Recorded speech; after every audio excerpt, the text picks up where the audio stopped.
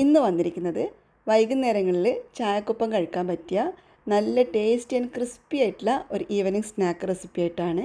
ഇതല്പം spicy ആയിട്ടുള്ള ഒരു റെസിപ്പിയാണ്.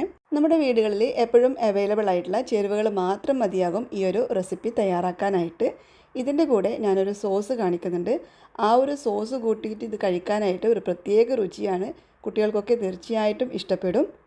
വൈകുന്നേരങ്ങളിൽ സ്കൂൾ വിട്ട് വരുമ്പോൾ കുട്ടികൾക്കൊക്കെ കൊടുക്കാൻ പറ്റിയ നല്ലൊരു റെസിപ്പിയാണിത്. ഇത് നല്ല പെർഫെക്റ്റ് ആയിട്ട് തന്നെ നമുക്ക് വീട്ടിൽ തയ്യാറാക്കാം. ഇത് എയർ ടൈറ്റ് ആയിട്ടുള്ള ഒരു കണ്ടെയ്നറിൽ സൂക്ഷിക്കുകയാണെങ്കിൽ നമുക്ക് വളരെ കാലം കേടുകൂടാതെ സൂക്ഷിക്കാം. അപ്പോൾ ഇതിൻ്റെ ഒപ്പമുള്ള ആ ഒരു സോസ് ഉണ്ടല്ലോ, അതല്പം ടാങ്കി ഫ്ലേവർ ആയിട്ടുള്ള ഒരു സോസാണ്. അത് കൂട്ടി കഴിക്കുമ്പോൾ ഒരു പ്രത്യേക രുചിയാണ് ഈ ഒരു സ്നാക്കിന്. അപ്പോൾ നമുക്ക് എങ്ങനെയാണ് ഈ ഒരു റെസിപ്പി തയ്യാറാക്കുന്നതെന്ന് കണ്ടു നോക്കിയാലോ. ഇതിനായിട്ട് ഞാനിവിടെ 1 കപ്പ് മൈദയാണ് എടുത്തിട്ടുള്ളത്. അതിലേക്ക് 2 ടേബിൾ സ്പൂൺ അളവിൽ അരിപ്പൊടി ചേർത്ത് കൊടുക്കാം. അരിപ്പൊടി ഓപ്ഷണലാണ്. ഒന്നുകൂടി ക്രിസ്പി ആയിട്ട് വേണമെന്നുണ്ടെങ്കിൽ അരിപ്പൊടി ചേർത്താൽ മതി.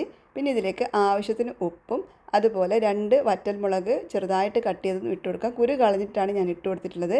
പിന്നെ 1/4 ടീസ്പൂൺ ജീരകവും 1/4 ടീസ്പൂൺ തരിതരിപ്പായി പൊടിച്ച കുരുമുളകും ഒപ്പം കുറച്ച് കറുത്ത എള്ളും കൂടി ചേർത്ത് കൊടുക്കുന്നുണ്ട്. ഇനി ഇതിലേക്ക് ഏകദേശം 1 ടേബിൾ സ്പൂണോളം സൺഫ്ലവർ ഓയിൽ കൂടി ചേർത്ത് കൊടുക്കാം. സൺഫ്ലവർ ഓയിലിന് പകരം നെയ്യ് വേണമെങ്കിൽ നെയ്യും ചേർത്ത് കൊടുക്കാവുന്നതാണ്. എന്നിട്ടിത് ആദ്യം നല്ലതുപോലെ ഒന്ന് മിക്സ് ചെയ്ത് കൊടുക്കാം. അതിനുശേഷം ആവശ്യത്തിന് വെള്ളം ഒഴിച്ചിട്ട് നന്നായിട്ടൊന്ന് കുഴച്ചെടുക്കണം. നമ്മൾ പൂരിക്കും ചപ്പാത്തിക്കൊക്കെ കുഴക്കുന്നത് പോലെ ഒന്ന് കുഴച്ചെടുത്താൽ മതി. ഞാനിപ്പോൾ ഇവിടെ 1/4 കപ്പോളം വെള്ളം എടുത്തിട്ടുണ്ട്. അത് ഒന്നിച്ച് ഒഴിച്ചു കൊടുക്കാതെ കുറച്ച് കുറച്ചായി ഒഴിച്ചിട്ട് നമുക്കിത് നല്ലതുപോലെ ഒന്ന് കുഴച്ചെടുക്കാം. ഈ ഒരു മാവ് വല്ലാതെ അങ്ങ് ടൈറ്റായി പോകാൻ പാടില്ല. അത്യാവശ്യം സോഫ്റ്റായിട്ടാണ് നമുക്ക് വേണ്ടത്. ഇത് കണ്ടല്ലോ, ഇതുപോലെയാണ് കുഴച്ചെടുക്കേണ്ടത്. ഇതിപ്പോൾ ഞാൻ നല്ലതുപോലെ തന്നെ കുഴച്ചെടുത്തിട്ടുണ്ട്. അത്യാവശ്യം നന്നായിട്ട് തന്നെ നല്ല സോഫ്റ്റായിട്ട് തന്നെയാണ് കുഴച്ചെടുത്തിട്ടുള്ളത്. കണ്ടോ, നല്ല സോഫ്റ്റായിട്ടാണ് ഇരിക്കുന്നത്. ഇനി ഇതിവിടെ ഒരു 5 മിനിറ്റ് നേരത്തേക്ക് നമുക്ക് അടച്ച് മാറ്റി വെക്കാം. ആ സമയത്ത് നമുക്കിതിലേക്ക് ആവശ്യമായിട്ടുള്ള സോസ് തയ്യാറാക്കണം. അതിനായിട്ട് ഞാനിവിടെ കുറച്ച് പനീർ, ഏകദേശം ഒരു 1/4 കപ്പോളം പനീർ ഒരു മിക്സിയുടെ ജാറിലോട്ട് ഇട്ട് കൊടുക്കാം. അതിനുശേഷം ഇതിലേക്ക് 1/4 കപ്പ് തൈര് ഇട്ട് കൊടുക്കുന്നുണ്ട്. അധികം പുളിപ്പില്ലാത്ത തൈരാണ്. പിന്നെ ഒരു വെളുത്തുള്ളി ഇട്ട് കൊടുക്കാം. അതിനുശേഷം ആവശ്യത്തിന് ഉപ്പും 1 ടീസ്പൂണോളം കശ്മീരി ചില്ലി പൗഡറും ചേർത്ത് കൊടുക്കണം. പിന്നെ ഒരു ഫ്ലേവറിനായിട്ട് കുറച്ച് ഗരം മസാല പൊടി കൂടി ചേർത്ത് കൊടുക്കാം. ഒരു നുള്ളി ചേർത്താൽ മതി. ഇനി ഇതെല്ലാം കൂടി നല്ലതുപോലെ ഒന്ന് ബ്ലെൻഡ് ചെയ്തെടുക്കണം. കണ്ട, നമ്മുടെ സോസ് ഇവിടെ തയ്യാറായിട്ടുണ്ട്. നല്ല ടേസ്റ്റി ആയിട്ട് നല്ല ടാങ്കി ഫ്ലേവറിലുള്ള ഒരു സോസാണിത്. നല്ല ടേസ്റ്റാണ്. ഇത് നമുക്ക് കുബൂസിൻ്റെ കൂടിയോ ചപ്പാത്തിയുടെ കൂടിയോ ഒക്കെ കഴിക്കാവുന്നതാണ്. ഇനി ഇതൊരു ബൗളിലോട്ട് മാറ്റി വെക്കാം. അതിനുശേഷം നമ്മുടെ ഡോ എന്തായെന്ന് നോക്കാം. ഇതിപ്പോൾ ഇവിടെ 5 മിനിറ്റ് കഴിഞ്ഞിട്ടുണ്ട്. കുറച്ചുകൂടി നല്ലതുപോലെ സോഫ്റ്റായി വന്നിട്ടുണ്ട്. ഇനി ഒന്നുകൂടി ജസ്റ്റ് ഇങ്ങനെ ഒന്ന് കുഴച്ച് കൊടുക്കാം. ജസ്റ്റ് ഒന്ന് ഒരു 1-2 മിനിറ്റ് നേരത്തേക്ക് ഒന്ന് കുഴച്ച് കൊടുത്താൽ മതി. എന്നിട്ട് ഇതിൽ നിന്ന് കുറച്ചെടുത്തിട്ട് നമുക്ക് കുഞ്ഞു കുഞ്ഞു ബോൾസായിട്ടൊന്ന് മാറ്റി വെക്കാം. നമ്മൾ ചെറിയ പൂരിയൊക്കെ ഉണ്ടാക്കുമല്ലോ, ആ ഒരു സൈസിലാണ് നമുക്ക് പരത്തിയെടുക്കേണ്ടത്. ഇത് കാണുമ്പോൾ പെട്ടെന്ന് നമ്മുടെ പപ്പടം ഓർമ്മ വരും. ഏകദേശം പപ്പടത്തിൻ്റെയൊക്കെ ഒരു കനത്തിലാണ് നമ്മളിത് പരത്തിയെടുക്കേണ്ടത്. അപ്പോൾ ഇതാ ഞാനിതിവിടെ എല്ലാം കുഞ്ഞു കുഞ്ഞു ബോൾസായിട്ടൊന്ന് ഉരുട്ടിയെടുത്തിട്ട് വരാം. അങ്ങനെ ഇതാ എല്ലാം ഇവിടെ കുഞ്ഞു കുഞ്ഞു ബോൾസായിട്ട് ഉരുട്ടിയെടുത്തിട്ടുണ്ട്. ഇനി ഇതൊന്ന് പരത്തിയെടുക്കണം. ഇത് നമ്മൾ പൊടി യൂസ് ചെയ്തിട്ടല്ല പരത്തിയെടുക്കുന്നത്, എണ്ണ യൂസ് ചെയ്തിട്ടാണ്. അതിനായിട്ട് ചപ്പാത്തി കോലിൽ ആദ്യം തന്നെ കുറച്ച് ഓയിലൊന്ന് തേച്ച് കൊടുക്കാം. അതിനുശേഷം നമ്മൾ ചപ്പാത്തി പലകയിലാണോ അല്ലെങ്കിൽ കൗണ്ടർ ടോപ്പിലാണോ എവിടെയാണോ ഇത് പരത്തിയെടുക്കുന്നത് അവിടെയും കുറച്ച് ഓയിലൊന്ന് സ്പ്രെഡ് ചെയ്ത് കൊടുക്കണം. എന്നിട്ട് ഇതിൽ നിന്ന് ഒരു ഉരുള എടുത്തിട്ട് നല്ലതുപോലെ ഒന്ന് പരത്തി കൊടുക്കാം. ഞാൻ നേരത്തെ പറഞ്ഞല്ലോ, പപ്പടത്തിൻ്റെ ഒക്കെ ഒരു കനം ഉണ്ടാവുമല്ലോ, ആ ഒരു കനത്തിലാണ് നമ്മൾ പരത്തിയെടുക്കേണ്ടത്. നിങ്ങൾക്ക് നല്ല ഷേപ്പിൽ നല്ല ഫൈനായിട്ട് ഇങ്ങനെ പരത്തിയെടുക്കാൻ പറ്റുവാണെങ്കിൽ ഇങ്ങനെ തന്നെ അങ്ങ് എടുത്താൽ മതി. കട്ട് ചെയ്യൊന്നും വേണ്ട. അധികം ഷേപ്പായിട്ട് കിട്ടുന്നില്ല എന്നാണെങ്കിൽ ഒരു മൂടിയോ അല്ലെങ്കിൽ ഒരു ഗ്ലാസ്സോ എന്തെങ്കിലും വെച്ചിട്ട് റൗണ്ട് ഷേപ്പിലൊന്ന് കട്ട് ചെയ്തെടുത്താൽ മതി. അല്ലെങ്കിൽ ഇതുപോലെ തന്നെ മതി. ഇതിനങ്ങനെ കറക്റ്റ് റൗണ്ട് ഷേപ്പ് വേണമെന്നൊന്നുമില്ല. ഏകദേശം ഒന്ന് റൗണ്ടാക്കിയിട്ട് എടുത്താലും മതി. ഇതുപോലെ തന്നെ ബാക്കിയുള്ളതെല്ലാം പരത്തിയെടുക്കണം. ഇത് പരത്തിയതിന് ശേഷം ഒരു പ്ലേറ്റിലോട്ട് മാറ്റി കൊടുക്കാം. ബാക്കിയുള്ളതെല്ലാം നമുക്ക് ഇതേപോലെ ഒന്ന് പരത്തിയെടുക്കാം. ഇതുപോലെ തന്നെ എല്ലാം ഒന്ന് പരത്തിയെടുക്കണം. അത്യാവശ്യം അധികം തിന്നായി പോകരുത്, കുറച്ചൊരു തിക്നെസ് വേണം. അതുപോലെ വേണം പരത്തിയെടുക്കാനായിട്ട്. വളരെ ഈസി ആയിട്ട് ഇത് നമുക്ക് പരത്തിയെടുക്കാം. ഓരോ ടൈമും അങ്ങനെ ഓയിൽ തേച്ച് കൊടുക്കണമെന്നൊന്നുമില്ല. ഒരു പ്രാവശ്യം തേച്ച ഓയിൽ അവിടെ ഉണ്ടാവും.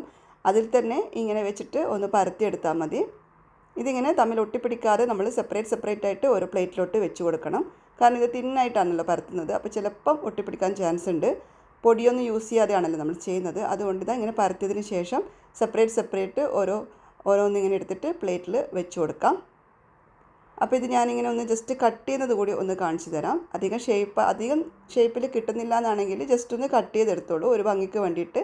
ഇതുപോലെ ഒരു ബൗളോ അല്ലെങ്കിൽ ഒരു ഗ്ലാസ്സോ എന്തെങ്കിലും വെച്ചിട്ട് ജസ്റ്റ് ഇങ്ങനെ ഒന്ന് കട്ട് ചെയ്തെടുക്കാം. അങ്ങനെയാകുമ്പോൾ നമുക്ക് നല്ല റൗണ്ട് ഷേപ്പ് തന്നെ കിട്ടിക്കോളും. ഇതിനങ്ങനെ കറക്റ്റ് റൗണ്ട് ഷേപ്പ് വേണമെന്നൊന്നുമില്ല, അല്ലാതെ തന്നെ നമുക്ക് പരത്തിയെടുക്കാവുന്നതാണ്. ഇനി ഇത് കുറച്ച് മാവ് ഇട്ട് കൊടുത്തിട്ടുണ്ട്. ഇതിങ്ങനെ പൊങ്ങി വരികയാണെങ്കിൽ എണ്ണ നന്നായി ചൂടായി എന്നാണ് അർത്ഥം. എണ്ണ നന്നായിട്ട് ചൂടായതിന് ശേഷം മാത്രം ഇത് എണ്ണയിലോട്ട് ഇട്ട് കൊടുക്കാം. എന്നിട്ടിതാ കുറേ ഇട്ട് കൊടുക്കാം, അങ്ങനെ തമ്മിൽ ഒട്ടിപ്പിടിക്കൊന്നുമില്ല.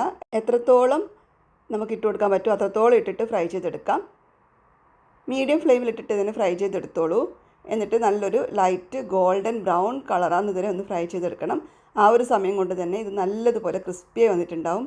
ഒത്തിരി അങ്ങനെ പൊങ്ങിയൊന്നും വരില്ല, ചെറിയ ചെറിയ ബബിൾസൊക്കെ വരും. ഇത് കണ്ടല്ലോ, നിങ്ങൾക്ക് കാണാൻ പറ്റുന്നുണ്ടാവും, കുഞ്ഞു കുഞ്ഞു ബബിൾസൊക്കെ വരുന്നുണ്ട്. അപ്പോൾ ഇതാ ഈ ഒരു കളറാകുമ്പോഴേക്കും നമുക്കിത് എണ്ണയിൽ നിന്ന് മാറ്റി കൊടുക്കാം. അങ്ങനെ ഒത്തിരി എണ്ണയൊന്നും കുടിക്കില്ല, നിങ്ങൾക്ക് കാണുമ്പോൾ തന്നെ മനസ്സിലാകുന്നുണ്ടാവും. നല്ല ഡ്രൈ ആയിട്ട് തന്നെയാണ് കിട്ടിയിരിക്കുന്നത്.